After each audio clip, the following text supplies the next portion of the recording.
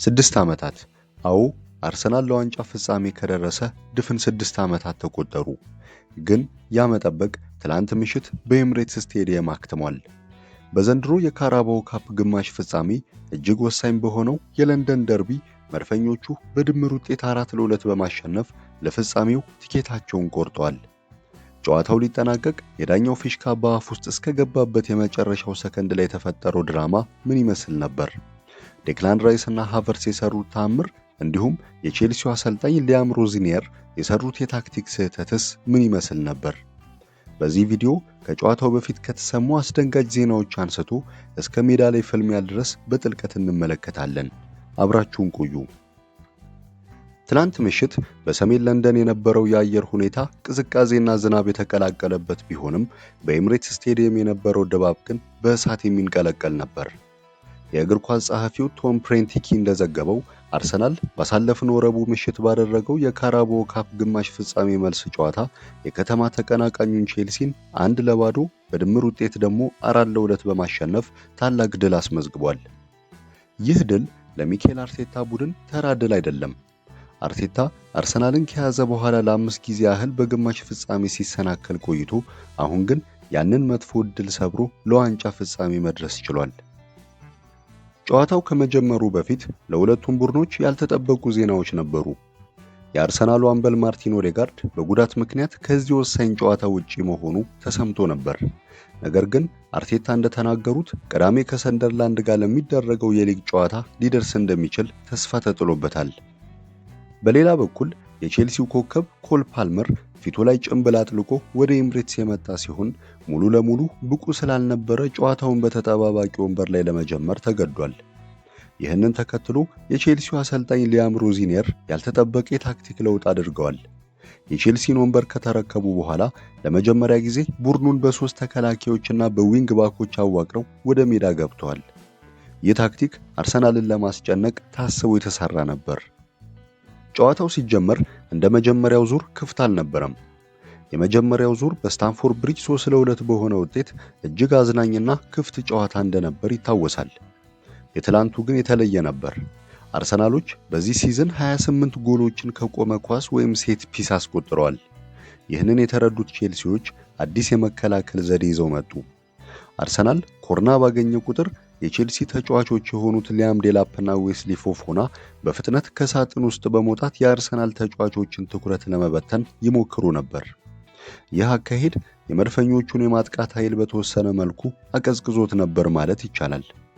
ነገር ግን አርሰናል ቀስ በቀስ ወደ ጨዋታው መግባት ጀመረ። ኤብሬቺዜ ያቀበለውን ኳስ ፒየሮ ሂንካፔ ወደ ጎል የሞከራትና ሮበርት ሳንቼዝ ያዳናት ኳስ የአርሰናልን መነቃቃት አበሰረች። በመቀጠልም ጋብሪኤል ማርቲኔሊ ከቼልሲ ተከላካዮች ጀርባ ሰብሮ ገብቶ የነበረ ቢሆንም ማሎ ጉስቶ በግሩም ሁኔታ ደርሶ አዳነበት። ቼልሲዎች በበኩላቸው በመጀመሪያ አጋማሽ የነበራቸው ብቸኛ የጠራ ሙከራ ኤንዞ ፈርናንዴስ ከሳጥን ውጭ የሞከራትና ኬፓ አሪዛባላጋ ያዳናት ኳስ ብቻ ነበረች። ሁለተኛው አጋማሽ ሲጀመር ጨዋታው ይበልጥ ተከፈተ። የቼልሲው አሰልጣኝ ሮዚኒየር ሰዓቱ እየገፋ ሲሄድና ቡድናቸው ከውድድሩ የመውጣት አደጋ ሲጋረጥበት ኮል ፓልመርንና ስቲቫኦ ዊሊያምስን ከወንበር አስነሱ። ቼልሲዎች ጫና ለመፍጠር ሞከሩ። ኤንዞ ፈርናንዴዝ በድጋሚ ከ20 ያርድ ርቀት የሞከራት ኳስ በግቡ ቋሚ ላይ ወጣችበት። ነገር ግን ቼልሲዎች ጎል ፍለጋ ወደፊት በተጠጉ ቁጥር ኋላ ላይ ክፍተት እየፈጠሩ መጡ። ይህ ለአርሰናል አመቺ ነበር። ማርቲን ዙቢሜንዲ ወደ ጋብሪኤል ያሻገራትን ድንቅ ኳስ ማርክ ኩኩሬላ ባያድን ኖሮ ጨዋታው ቀድሞ ሊያልቅ ይችል ነበር። ጨዋታው ሊጠናቀቅ 7 ደቂቃ ሲቀረው አወዛጋቢ ክስተት ተፈጠረ። ማርቲኔሊ በሳጥን ውስጥ በትሬቮር ቻሎባ ተጠልፎ ወደቀ። ፍጹም ቅጣት ምት ሁሉም ጠበቀ። ነገር ግን የቫር ውጤት እንደሚያሳየው ቻሎባ ኳሷን ያለምንም ጥፋት ነበር የተቆጣጠራት። ጨዋታው ተጠናቀቀ ወደ ተባለበት የተሰጠው 6 ደቂቃ ጭማሪ ሊጠናቀቅ ሰከንዶች ብቻ ሲቀሩ ያ ያልተጠበቀ ክስተት ተፈጠረ።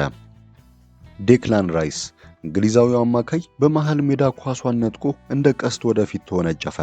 የቼልሲ ተከላካዮች ተዘናግተው ነበር።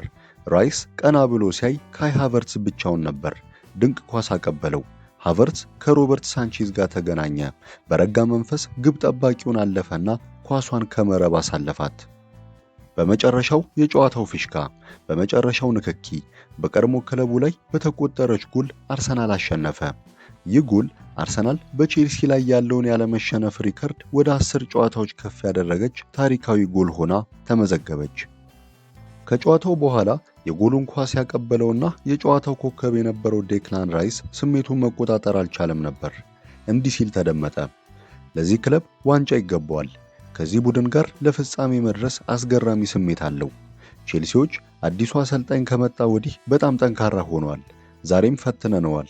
ነገር ግን እኛ ድል የሚራብ ቡድን አለን። ባለፉት 3 እና 4 ዓመታት ለዋንጫ ተቀራርበን አጥተናል። ዘንድሮ ግን ያንን ታሪክ ለመቀየር በሆዳችን ውስጥ እሳት አለ ሲል ተናግሯል። በሌላ በኩል የቼልሲው አሰልጣኝ ሮዚኔር በሽንፈቱ ቢቆጩም በተጫዋቾቻቸው ትግል ግን ኮርተዋል። በሁለተኛው አጋማሽ ጨዋታውን ተቆጣጥረን ነበር፣ ነገር ግን ያንን ወሳኝ የጥራት ጊዜ አላገኘንም በማለት አስተያየታቸውን ሰጥተዋል። አሁን አርሰናል አይኑን ወደ ዌምብሊ አድርጓል። እሁድ መጋቢት 22 በሚደረገው የፍጻሜ ጨዋታ አርሰናል ከማንቸስተር ሲቲ ወይም ከኒውካስል ዩናይትድ ጋር ይገናኛል። ማንቸስተር ሲቲ በመጀመሪያው ዙር 2-0 እየመራ መሆኑ ይታወቃል። ይህ የዋንጫ ጉዞ ለአርሰናል በሊጉም ላይ የፕሮግራም ለውጥ አስከትሏል። በዚህ ሳምንት ከወልቭስ ጋር የነበረው ጨዋታ ወደ ሌላ ጊዜ ተሸጋግሯል።